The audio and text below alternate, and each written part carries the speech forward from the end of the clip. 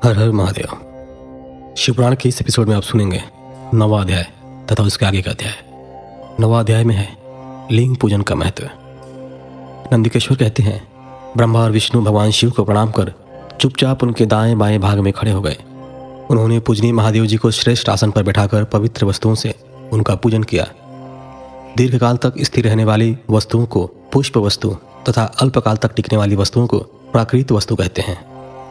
हार, नुपुर, केयूर, किरीट, मणिमय कुंडल, यज्ञोपवीत, उत्तरीय वस्त्र, पुष्पमाला, रेशमी वस्त्र, हार, मुद्रिका, पुष्प, तांबूल, कपूर, चंदन एवं अगरू का अनुलेप, धूप, दीप, श्वेत छत्र, व्यंजन, ध्वजा, चंवर तथा अनेक दिव्य उपहारों द्वारा जिनका वैभव वाणी और मन की पहुंच से परे था, जो केवल परमात्मा के योग्य थे, उनसे ब्रह्मा और विष्णु ने अपने स्वामी महेश्वर का पूजन किया।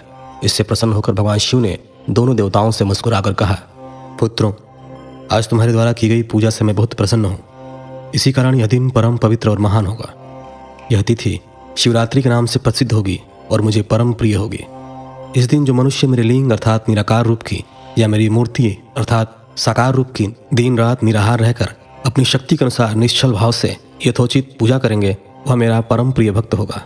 पूरे वर्ष भर निरंतर मेरी पूजा करने पर जो फल मिलता है, वह फल शिवरात्रि को मेरा पूजन करके मनुष्य तत्काल प्राप्त कर लेता है। जैसे पूर्ण चंद्रमा का उदय समुद्र की वृद्धि का अवसर है, उसी प्रकार शिवरात्रि की तिथि मेरे धर्म की वृद्धि का समय है। इस तिथि को मेरी स्थापना का मंगलमय उत्सव होना चाहिए।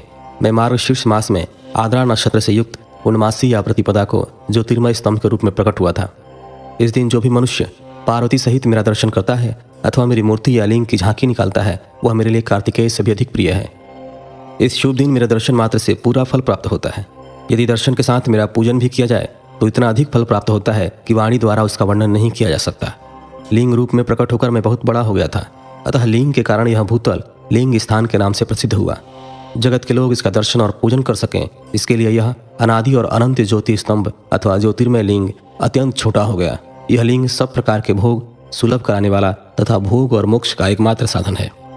इसका दर्शन, स्पर्श और ध्यान प्राणियों को जन्म और मृत्यु के कष्ट से छुड़ाने वाला है। शिवलिंग के यहाँ प्रकट होने के कारण यह स्थान अरुणाचल नाम से प्रसिद्ध होगा तथा यहाँ बड़े बड़े तीर्थ प्रकट होंगे। इस स्थान पर रहने या मरने से जीवों को मोक्ष प्राप्त होगा। मेरे दो रूप हैं, साकार और निराकार। पहले मैं स्तंभ रूप में प्रकट हुआ, फिर अपने साक्षात रूप में। ब्रह्म भाव मेरा निराकार रूप है तथा महेश्वर भाव मेरा साक्षात रूप है। ये दोनों ही मेरे सिद्ध रूप हैं। मैं ही परब्रह्म परमात्मा हूँ। जीवों पर अनुग्रह करना मेरा कार्य है। मैं जगत की वृद्धि करने वाला होने के कारण ब्रह्म कहलाता हूँ। सर्वत्र स्थित होने के कारण मैं ही सबकी आत्मा हूँ। सर्ग से लेकर अनुग्रह तक जो जगत संबंधी 5 कृत्य हैं, वे सदा ही मेरे हैं। मेरी ब्रह्म रूपता का बोध कराने के लिए पहले लिंग प्रकट हुआ, फिर अज्ञात ईश्वरत्व का साक्षात्कार कराने के लिए मैं जगदीश्वर रूप में प्रकट हो गया। मेरा सकल रूप मेरे ईशत्व का और निष्फल रूप मेरे ब्रह्म स्वरूप का बोध कराता है। मेरा लिंग मेरा स्वरूप है और मेरे सामीप्य की प्राप्ति कराने वाला है। मेरे लिंग की स्थापना करने वाले मेरे उपासक को मेरी समानता की प्राप्ति होती है तथा मेरे साथ एकत्व का अनुभव करता हुआ संसार सागर से मुक्त हो जाता है। वह जीते जी परमानंद की अनुभूति करता हुआ शरीर का त्याग कर शिवलोक को प्राप्त होता है, अर्थात मेरा ही स्वरूप हो जाता है। मूर्ति की स्थापना लिंग की अपेक्षा गौण है। यह उन भक्तों के लिए है जो शिव तत्व के अनुशीलन में सक्षम नहीं है। 10वां अध्याय, प्रणव एवं पंचाक्षर मंत्र की महत्ता। ब्रह्मा और विष्णु ने पूछा, प्रभु, सृष्टि आदि 5 कृत्यों का लक्षण क्या है, यह हम दोनों को बताइए। भगवान शिव बोले, मेरे कर्तव्यों को समझना अत्यंत गहन है, तथापि मैं कृपापूर्वक तुम्हें बता रहा हूँ। सृष्टि, पालन, संहार, तिरोभाव और अनुग्रह मेरे जगत संबंधी 5 कार्य हैं जो नित्य सिद्ध हैं। संसार की रचना का आरंभ सृष्टि कहलाता है। मुझसे पालित होकर सृष्टि का सुस्थिर रहना उसका पालन है। उसका विनाश ही संहार है। प्राणों के उत्क्रमण को तिरोभाव कहते हैं।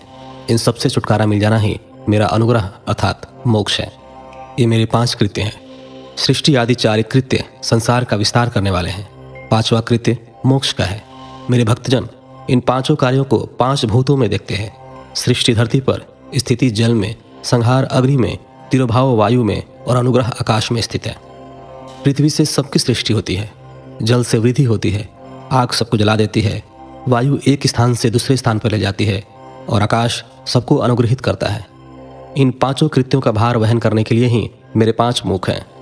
4 दिशाओं में 4 मुख और इनके बीच में 5वां मुख है। पुत्रों, तुम दोनों ने मुझे तपस्या से प्रसन्न कर सृष्टि और पालन 2 कार्य प्राप्त किए हैं। इसी प्रकार मेरी विभूति स्वरूप रुद्र और महेश्वर ने संहार और तिरोभाव कार्य मुझसे प्राप्त किए हैं, परंतु मोक्ष मैं स्वयं प्रदान करता हूँ। मैंने पूर्व काल में अपने स्वरूपभूत मंत्र का उपदेश किया है, जो ओमकार रूप में प्रसिद्ध है। यह मंगलकारी मंत्र है। सर्वप्रथम मेरे मुख से ओमकार प्रकट हुआ, जो मेरे स्वरूप का बोध कराता है। इसका स्मरण निरंतर करने से मेरा ही सदा स्मरण होता है। मेरे उत्तरवर्ती मुख से अकार का, पश्चिम मुख से उकार का, दक्षिण मुख से मकार का, पूर्ववर्ती मुख से बिंदु का तथा मध्यवर्ती मुख से नाद का प्रकटीकरण हुआ है। इस प्रकार इन 5 अवयवों से ओमकार का विस्तार हुआ है। इन 5 अवयवों के एकाकरण होने पर प्रणव ओम नामक अक्षर उत्पन्न हुआ। जगत में उत्पन्न सभी स्त्री पुरुष इस प्रणव मंत्र में व्याप्त हैं। यह मंत्र शिव शक्ति दोनों का बोधक है। इसी से पंचाक्षर मंत्र ओम नमः शिवाय की उत्पत्ति हुई है। यह मेरे साकार रूप का बोधक है। इस पंचाक्षर मंत्र से मातृका वर्ण प्रकट हुए हैं, जो 5 भेद वाले हैं। इसी से शिरो मंत्र सहित त्रिपदा गायत्री का प्रकट्य हुआ है। इस गायत्री से संपूर्ण वेद प्रकट हुए हैं और उन वेदों से करोड़ों मंत्र निकले हैं। उन मंत्रों से विभिन्न कार्यों की सिद्धि होती है। इस पंचाक्षर प्रणव मंत्र से सभी मनोरथ पूर्ण होते हैं। इस मंत्र से भोग और मोक्ष दोनों प्राप्त होते हैं। नंदिकेश्वर कहते हैं, जगदम्बा उमा गौरी पार्वती के साथ बैठे महादेव ने उत्तरवर्ती मुख बैठे ब्रह्मा और विष्णु को पर्दा करने वाले वस्त्र से आच्छादित कर उनके मस्तक पर अपना हाथ रखकर धीरे धीरे उच्चारण कर उन्हें उत्तम मंत्र का उपदेश दिया। 3 बार मंत्र का उच्चारण करके भगवान शिव ने उन्हें शिष्यों के रूप में दीक्षा दी। गुरु दक्षिणा के रूप में दोनों ने अपने आप को समर्पित करते हुए दोनों हाथ जोड़कर उनके समीप खड़े हो जगत गुरु भगवान शिव की इस प्रकार स्तुति करने लगे। ब्रह्मा विष्णु बोले, प्रभु आपके साकार और निराकार 2 रूप हैं। आप तेज से प्रकाशित हैं। आप सबके स्वामी हैं। आप सर्वात्मा को नमस्कार है। आप प्रणव मंत्र के बताने वाले हैं तथा आप ही प्रणव लिंग वाले हैं। सृष्टि पालन संहार तिरोभाव और अनुग्रह आदि आपके ही कार्य हैं। आपके 5 मुख हैं। आप ही परमेश्वर हैं। आप सबकी आत्मा हैं, ब्रह्म हैं। आपके गुण और शक्तियाँ अनंत हैं।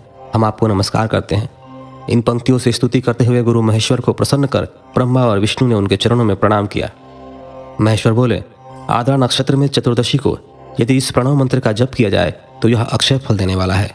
सूर्य की संक्रांति में महा आद्रा नक्षत्र में 1 बार किया गया प्रणव जप करोड़ों गुना जप का फल देता है। मृगशिरा नक्षत्र का अंतिम भाग तथा पुनर्वसु का शुरू का भाग पूजा, होम और तर्पण के लिए सदा आद्रा के ही समान है। मेरे लिंग का दर्शन प्रातः काल अर्थात मध्याह्न से पूर्व काल में करना चाहिए। मेरे दर्शन पूजन के लिए चतुर्दशी तिथि उत्तम है। पूजा करने वालों के लिए मेरी मूर्ति और लिंग दोनों समान है। फिर भी मूर्ति की अपेक्षा लिंग का स्थान ऊंचा है, इसलिए मनुष्यों को शिवलिंग का ही पूजन करना चाहिए। लिंग का ओम मंत्र से और मूर्ति का पंचाक्षर मंत्र से पूजन करना चाहिए। शिवलिंग की स्वयं स्थापना करके या दूसरों से स्थापना करवाकर उत्तम द्रव्यों से पूजा करने से मेरा पद सुलभ होता है। इस प्रकार दोनों शिष्यों को उपदेश देकर भगवान शिव अंतर्धान हो गए। तो फिलहाल के लिए इतना ही। मिलते हैं आपसे अगले एपिसोड में। तब तक के लिए धन्यवाद। हर हर महादेव।